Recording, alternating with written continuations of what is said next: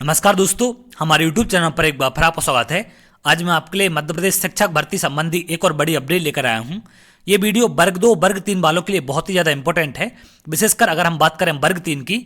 जैसा कि आप यहाँ पर देख रहे हैं, डॉक्यूमेंट वेरिफिकेशन में बड़ा बदलाव।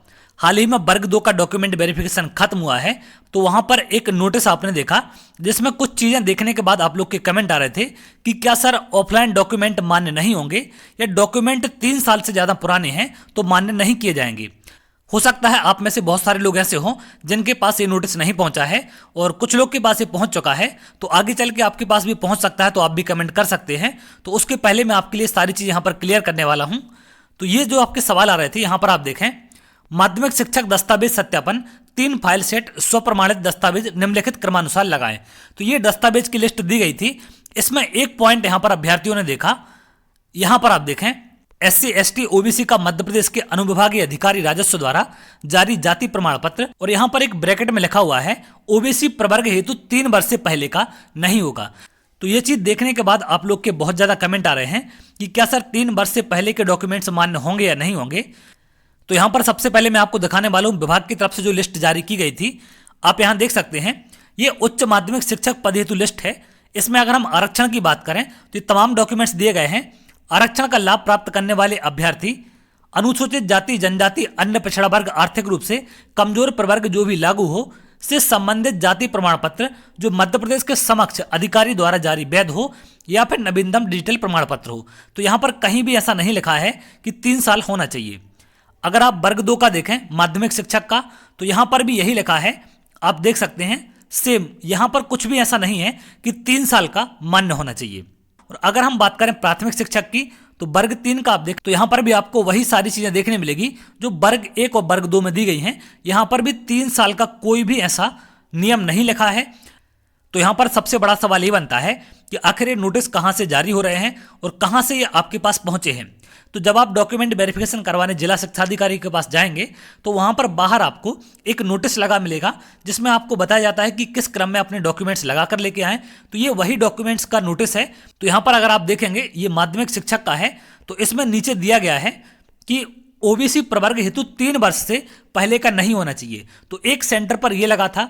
अगर दूसरे सेंटर की हम बात करें तो यहां पर आप देखें SC ST OBC EWS अतिथि शिक्षक के समक्ष अधिकारी के प्रमाण पत्र, तो एक नोटिस में ये लगा हुआ है और एक में लगा हुआ है कि 3 वर्ष से पहले का नहीं होना चाहिए। तो दोनों नोटिस हैं और आपको मैंने सारे डॉक्यूमेंट्स दिखाए जो विभाग ने जारी किए हैं। तो ना तो उनमें कहीं दिया गया है 3 वर्ष का, लेकिन यहाँ पर जो ये जिला शिक्षा अधिकारी के द्वारा जारी किए जाते हैं इनमें किसी ने 3 वर्ष लिख दिया है, जिसके चलते यहाँ पर लोगों को डाउट हो गया। तो एक ये भी डॉक्यूमेंट वेरिफिकेशन का नोटिस है जो आपको जिला शिक्षा अधिकारी के बाहर लगा हुआ मिलेगा, उच्च माध्यमिक शिक्षक के सत्यापन हेतु चेकलिस्ट। तो इस क्रम में आपको ये दस्तावेज लगाकर ले जाने थे। तो यहाँ पर आपको इस नोटिस को देखकर, जो ये 3 वर्ष लिखा हुआ है, इसको देखकर आपके मन में कन्फ्यूजन हो गया कि आखिर क्या होगा। अब मैं आपके लिए एक ऑफिशियल आदेश दिखाने वाला हूं डॉक्यूमेंट वेरिफिकेशन के लिए, जो विभाग की तरफ से जारी किया गया था। ये जो नोटिस देख रहे हैं आप, ये विभाग की तरफ से ना तो ये जारी किया गया है और ना ही ये जारी किया गया है। ये जिला शिक्षा अधिकारी की तरफ से बनाए गए हैं और उनके द्वारा बताया गया है कि आपको इस क्रम में डॉक्यूमेंट लगाकर लेके आने हैं। तो ये कोई भी ऑफिशियल आदेश नहीं है दोनों। अब यहाँ पर अगर आप देखें, लोक शिक्षण संचालनालय मध्य प्रदेश की तरफ से 7/11/2022 को, यानी कि 7 नवंबर को ये आदेश जारी हुआ था और ये आपका डॉक्यूमेंट वेरिफिकेशन के संबंध में था। आप विषय देखें, उच्च माध्यमिक शिक्षक, माध्यमिक शिक्षक एवं प्राथमिक शिक्षक नियोजन के अंतर्गत अभ्यर्थियों के दस्तावेजों के सत्यापन बाबत।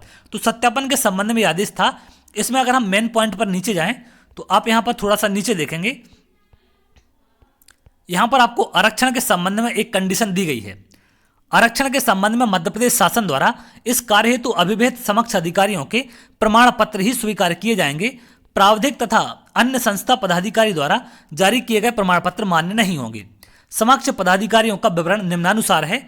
जाति प्रमाण पत्र की स्थिति की अगर हम बात करें, अनुसूचित जाति जनजाति अथवा अन्य पिछड़ा वर्ग का अनुविभागीय अधिकारी राजस्व के द्वारा आपका मान्य माना जाएगा। अगला है अनारक्षित वर्ग के आर्थिक रूप से कमजोर अभ्यर्थियों का प्रमाण पत्र, तहसीलदार अनिम्न श्रेणी का राजस्व अधिकारी नवीनतम प्रमाण पत्र ही मान्य होगा।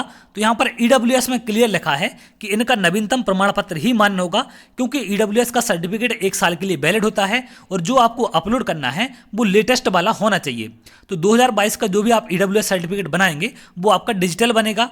तो यहाँ पर नवीनतम प्रमाण पत्र आपसे ईडब्ल्यूएस का मांगा गया है। बाकी अगर आप एससी, एसटी और ओबीसी का देखें तो यहाँ पर सिर्फ ये लिखा है कि अनुविभागीय अधिकारी द्वारा मान्य होना चाहिए। ना ही यहाँ पर 3 साल की कोई कंडीशन दी गई है, ना ही डिजिटल का कुछ कहा गया है। तो इसको लेकर आप बिल्कुल भी कंफ्यूजन में ना रहें। तो मैंने इसके संबंध में आपको पहले भी जानकारी दी थी कि यदि आप लोग के पास ऑफलाइन डॉक्यूमेंट्स हैं तो आप चाहें तो उनको डिजिटल करवा सकते हैं, जिससे वहां पर और भी आपको दिक्कत नहीं होगी। लेकिन यहाँ पर ऑफलाइन ऑनलाइन दोनों आपके मान्य किए जाएंगे, कोई भी प्रॉब्लम नहीं है। तो अब यहाँ पर कुछ अभ्यर्थी ऐसे भी होंगे जो ये सोच रहे होंगे कि मैं अपना जो ऑफलाइन वाला है उसको डिजिटल करवा लेता हूँ। तो देखिए, एक बात का आपको ध्यान रखना है कि यदि आपको डिजिटल करवाना है तो उसमें पहली बात तो समय कम लग रहा होगा, तो ही आप डिजिटल करवाएं। ऐसा ना करें कि आपकी डॉक्यूमेंट अपलोड की डेट निकल जाए और आपका डिजिटल वाला बनके तैयार ना हो पाए। और दूसरी बात आपको एक ध्यान रखनी है कि आपका जो ऑफलाइन वाला है कहीं ऐसा तो नहीं है कि उसको जमा करने के बाद वो बना रहे हों। अगर बिना जमा करे बना रहे हो तो ठीक है, और जमा करने के बाद अगर बनवाएं तो आप ऐसे रिस्क वहां पर ना लें, क्योंकि हो सकता है कि आपका ऑफलाइन वाला जमा हो जाए और ऑनलाइन वाला समय पर ना बन पाए। तो अगर ऑफलाइन वाला जमा किए बिना आपका बन रहा है, अप्लाई हो रहा है, तो आप चाहें तो अप्लाई कर सकते हैं। और यहाँ पर मुझे नहीं लग रहा कि ऐसा कुछ होना चाहिए, क्योंकि ये जिला शिक्षा अधिकारी के नोटिस हैं दोनों। कोई भी यहाँ पर ना तो विभाग की तरफ से ऐसा कहा गया है कि आपका 3 वर्ष का मान्य होगा या फिर आपका डिजिटल ही मान्य होगा। जैसा कि आपको मैंने बताया कि वर्ग 1, वर्ग 2, वर्ग 3 की जो डॉक्यूमेंट लिस्ट आई थी उसमें हर जगह यही लिखा है कि आपका डिजिटल होगा तो भी चलेगा, और यदि समक्ष अधिकारी द्वारा मान्य है, वैध है, तो वो भी वहां पर आपका माना जाएगा। और कास्ट सर्टिफिकेट की कोई भी एक्सपायरी डेट नहीं होती है, तो उसको लेकर आप परेशान ना हो। यहाँ पर आपकी सभी चीजें मान्य होंगी। इन नोटिस को देखकर आप बिल्कुल भी परेशान ना हो। और इसी के साथ साथ मैंने एक आदेश आपको ये भी दिखा दिया जो 7/11/2022 को आदेश जारी हुआ था विभाग की तरफ से कि कौन कौन से डॉक्यूमेंट्स कैसे कैसे आपके मान्य होंगे। तो उम्मीद करते हैं आपके जो भी डाउट थे या जो भी कंफ्यूजन था वो यहाँ पर क्लियर हो गया है। तो वो आदेश कोई विभाग की तरफ से जारी नहीं किया गया है और उसको देखकर आप बिल्कुल भी परेशान ना हो। तो चलिए आगे देखते हैं, और जो भी अपडेट निकल कर सामने आएगी वो आपसे जरूर शेयर करेंगे। अगर आप ऐसी जानकारी चाहते हैं तो हमारे चैनल के साथ जुड़ सकते हैं, जिससे और भी इंपॉर्टेंट अपडेट आपको मिल सके। तो बहुत जल्द अगली वीडियो मिलेंगे, तब तक के लिए बहुत बहुत धन्यवाद।